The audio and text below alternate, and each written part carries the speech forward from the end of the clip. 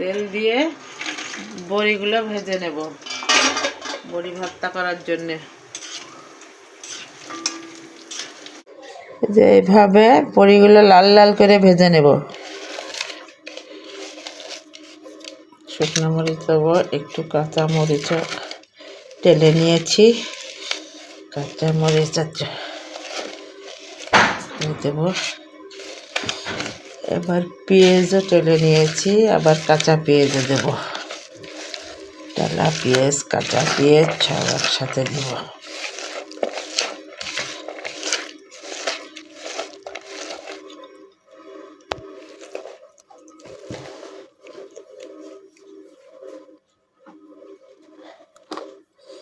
এবার একটু সরষের তেল দিব।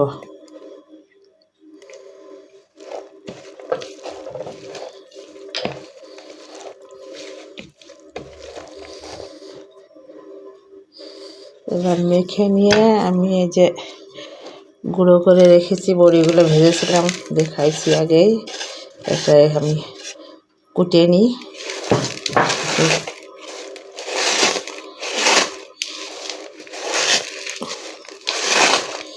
পাটায় বেটে নেওয়া যায়, আমি পাটায় বাটি না, বেশি পিসি না, আমি একটু আধা ভাঙা করে ওই শেষে আধা ভাঙা করি। এটা দাঁতে বাজে, ভালো লাগে খেতে। বেশি পিষে বাটলে ভালো লাগে না খেতে, আমার কাছে এরকমই ভালো লাগে, তাই আমি এরকমই তৈরি করি। এসা ভর্তা কিরকম লাগতেছে খেতে? খুবই মজা হয়েছে, অসাধারণ। মানে তো ডালও আছে সাথে, আরো ভাবতেছি ভর্তা দিয়ে খেয়ে শেষ করে দেবো, এত মজা হয়েছে আর কি। মানে বড়ি দিয়ে এত সুন্দর একটা জিনিস বানাইছো, খুবই মজা হয়েছে।